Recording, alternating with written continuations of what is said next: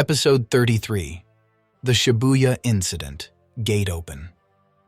At some point in the past, Satoru Gojo's associates were asked what they knew about him. They give widely different answers, including that he's a teacher, a benefactor, and an idiot.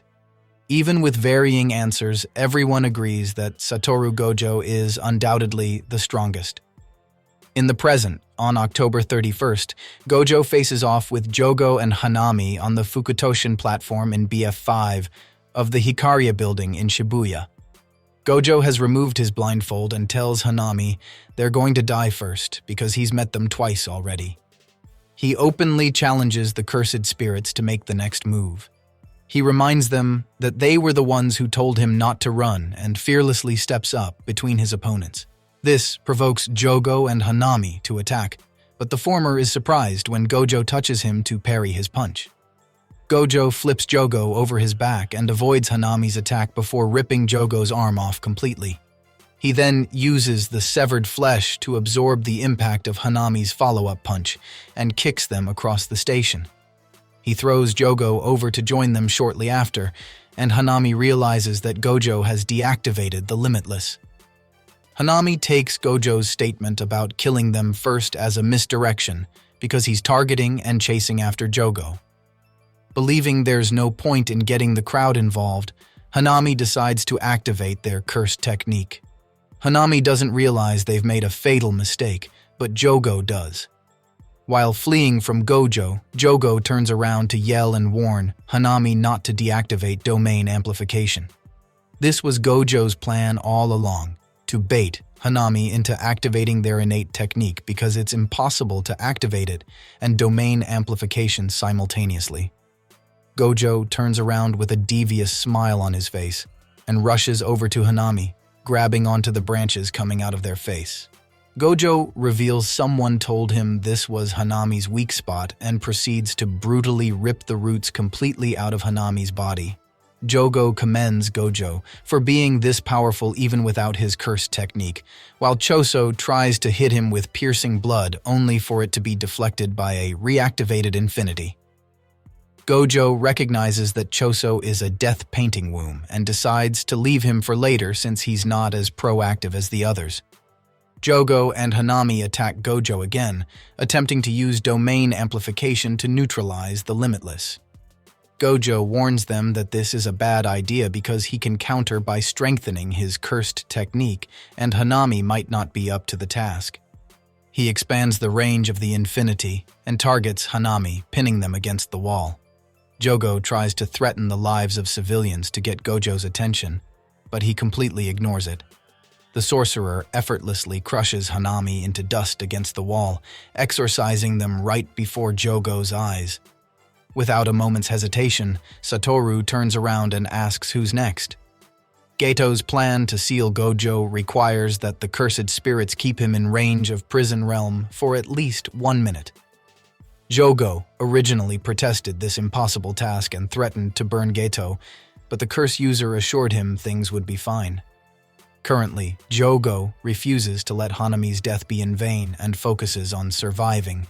He uses hit-and-run tactics while throwing humans at Gojo to distract him. He also demands Choso help out or he'll be the first to die.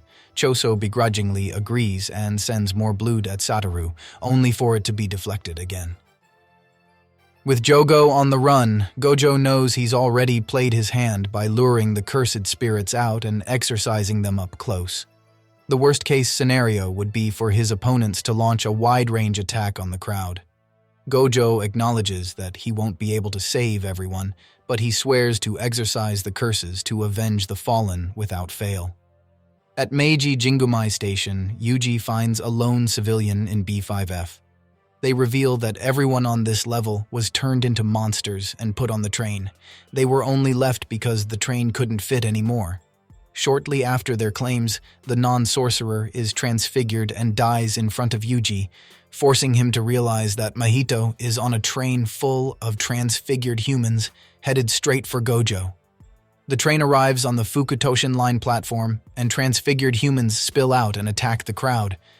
Mahito gets off the train and tells Jogo they'll have plenty of humans to hunt after the incident. He playfully tells Jogo they can hunt them in the forest, and the latter asks to simply burn the forest down. Mahito reminds him that Hanami would be upset, but Jogo reveals that their ally has been killed. Mahito attacks Gojo and experiences the infinity firsthand.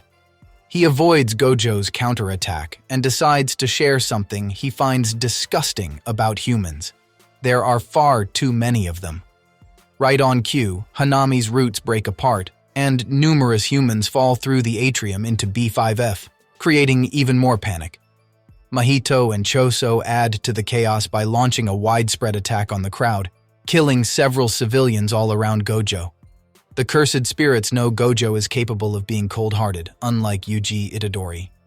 They believe his willingness to make sacrifices only extends to humans killed by curses, meaning he won't kill any civilians by opening his domain. Gojo's best option is to sacrifice everyone on B5F to exorcise the cursed spirits and save everyone else in Shibuya. Mahito, Choso, and Yogo are totally surprised when Gojo does just that and uses domain expansion, Unlimited Void. However, instead of forsaking the civilians, Gojo only opens his domain for 0.2 seconds. It was just a guess, but Gojo estimated this was the longest amount of time a non-sorcerer could withstand being inside his domain without suffering permanent damage. This all-or-nothing domain expansion paralyzes everyone on B5F, but the special grades could awaken at any moment. Due to this, Gojo prioritizes the transfigured humans and destroys all 1,000 of them in just 299 seconds. After running around at incredible speeds to dismember the monsters, Gojo is exhausted and is forced to take several deep breaths. Deciding this is the perfect time to make his move, Prison Realm appears behind Gojo. Prison Realm opens and Gojo meets his gaze. Before he can run, Geto reveals himself and deeply confuses Gojo. This is Gojo's best friend, the man he killed with his very own hands almost a year ago. His 6 eyes tell him that this is Geto, and years of memories flood his brain. The minute required for the seal to activate is simply a minute's worth of time in Gojo's hyper-accelerated brain. Prison Realm takes hold and ensnares Gojo before he can properly react. Unable to move or access his cursed energy, Gojo knows he messed up and that this is checkmate. Gojo still demands to know who this person is because he knows in his heart that his best friend is gone. Pseudo Geto reveals himself to be an imposter who switched out Suguru Geto's brain with his own using a cursed technique. Gojo warns him that Yuta Okotsu was the one who defeated Geto, but the imposter doesn't see what's so special about Yuta. He believes that the young man lost his abilities after freeing Rika's soul and claims he cannot be the next Satoru Gojo. Meanwhile, down the Fukutoshin line all the way back to Harajuku, Yuji realizes that a communication created by Mechamaru has been attached to his ear.